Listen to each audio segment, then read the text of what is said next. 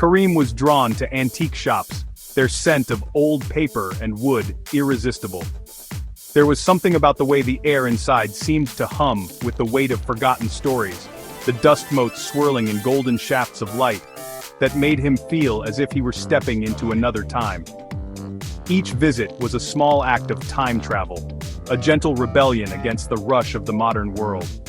The creak of the floorboards beneath his feet, the faint aroma of leather-bound books, and the glint of brass trinkets on crowded shelves all called to him, promising secrets waiting to be uncovered. He wandered the old city's alleys, searching for hidden relics and stories. The city itself seemed to whisper to him, its winding streets and crooked lanes lined with shops that had stood for generations. Karim loved the way the past lingered here, in the faded paint of shop signs and the uneven cobblestones underfoot. Every corner promised a new discovery, a forgotten letter, a tarnished locket, a photograph curled with age. He imagined the lives that had intersected in these places, the laughter and heartbreak that had seeped into the walls. For Karim, these explorations were more than a hobby. They were a way to connect with something larger than himself, to find meaning in the fragments left behind.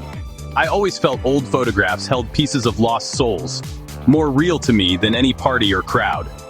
There was a quiet intimacy in holding a picture that had survived decades, sometimes a century or more. The faces staring back, frozen in time, seemed to invite me into their world.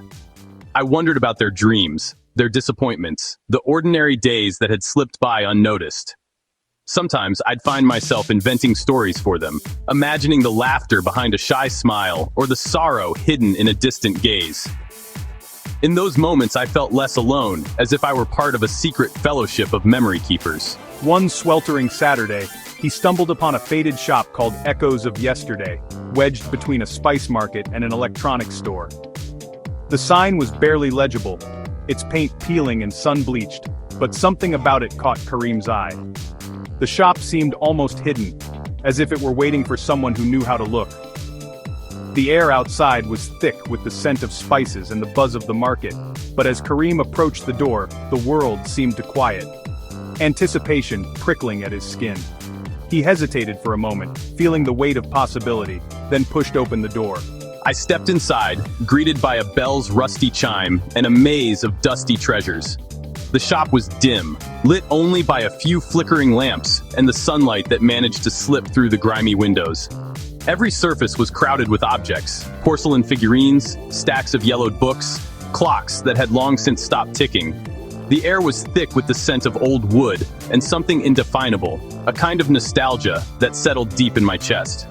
I felt as if I had crossed a threshold, leaving the present behind. Karim's fingers traced the past, moving gently over the edges of objects that had outlasted their owners. Each item seemed to hum with its own quiet energy, as if it were waiting to share its story with someone willing to listen. He paused at a box of photographs, the images inside faded but still vivid with emotion. The weight of history pressed in around him, both comforting and a little bit haunting. Searching for a photograph that felt less like a memory and more like a window still ajar, Karim let his fingers linger on each image. He hoped to find a face or a moment that would reach across the years and speak to him, offering a glimpse into a life he could never fully know, but might somehow understand.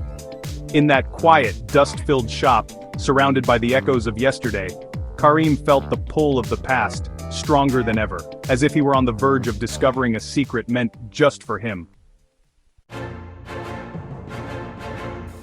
After nearly an hour of searching through the dim, labyrinthine aisles of the antique shop, Karim's eyes finally landed on something that made him pause. A black-and-white photograph, its edges curled and worn with time. In the faded image, a man and woman stood before a modest, weathered house, their faces marked by a haunting distance and a sadness that seemed to seep through the paper itself.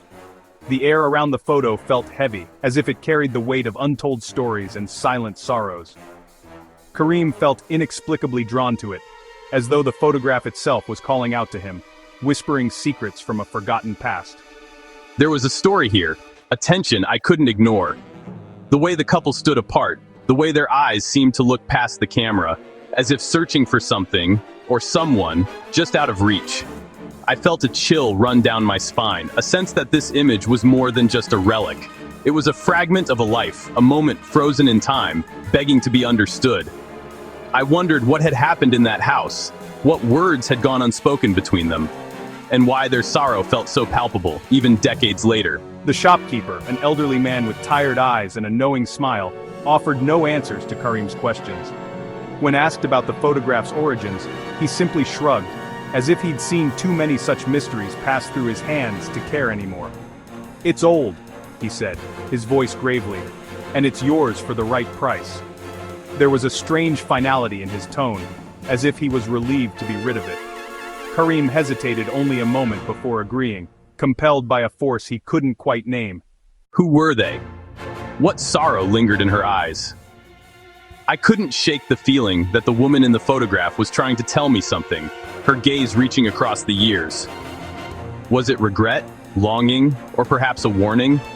The more I stared, the more the lines of her face seemed to shift, as if the photo itself was alive with memory. I felt a strange responsibility settle on my shoulders, as if I'd been chosen to uncover the truth behind their silent pain. Karim bought the photo, unaware he was taking home more than a simple relic. In that moment, he was carrying a piece of someone else's life, a fragment of history that refused to be forgotten. What he didn't know was that the photograph was more than just a window into the past. It was a doorway, and he had just stepped through.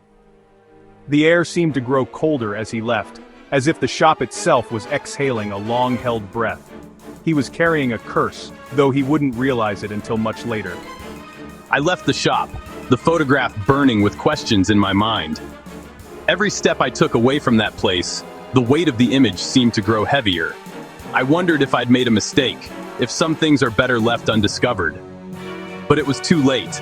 The story had found me, and I couldn't turn away. The photograph felt almost alive in my pocket, as if it was waiting for me to uncover its secrets. The mystery had found its new keeper. Karim didn't know it yet, but the photograph would soon unravel the boundaries between past and present, drawing him deeper into a story of love, loss, and something far darker than he could have ever imagined. And so, with a single fateful purchase, Karim's life was forever changed, bound to a mystery that refused to rest, and a curse that was only just beginning to awaken. At home, Karim sat alone in the quiet, the only sound the faint hum of the lamp above his desk.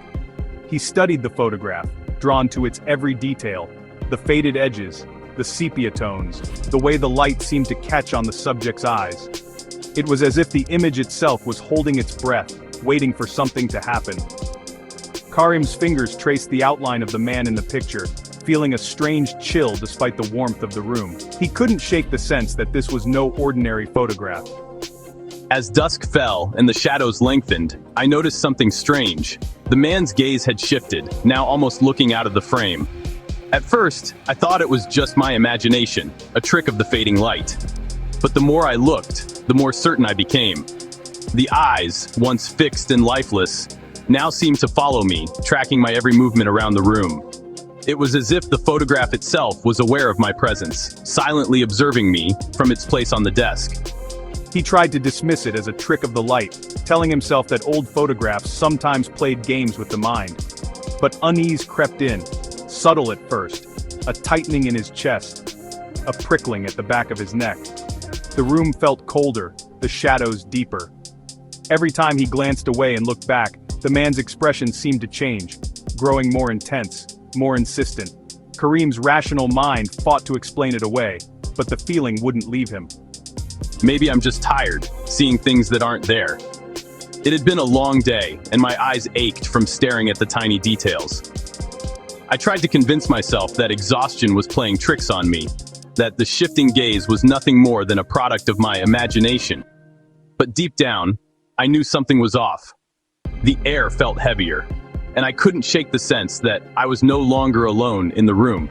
But the feeling of being watched grew stronger, the photograph's presence heavy in the room. It was as if the air itself had thickened, pressing in on him from all sides. Karim found himself glancing over his shoulder, half expecting to see someone standing there. The photograph seemed to radiate a silent energy, its gaze unblinking and relentless. He tried to focus on something else, but his eyes kept drifting back to the image, drawn by a force he couldn't explain. I slid it into my desk drawer, hoping to put the unease out of sight and out of mind, but couldn't close it all the way. The drawer stuck, refusing to shut completely, as if the photograph itself resisted being hidden away. My hand lingered on the handle, uncertain, reluctant to force it. The sense of being watched didn't fade. Instead, it seemed to intensify, as though the photograph was still reaching out from the darkness of the drawer. Something inside that photograph was alive. Karim could feel it. A presence, a consciousness, lurking just beneath the surface of the faded paper. The room felt charged, as if the boundaries between past and present had blurred. He realized with a shiver that this was only the beginning. The first unsettling shift had taken hold, and nothing would ever feel quite the same again. Karim woke at dawn, compelled to check the photo. The man's gaze was unchanged, but the woman, she was fading, her form almost transparent. Fear replaced doubt.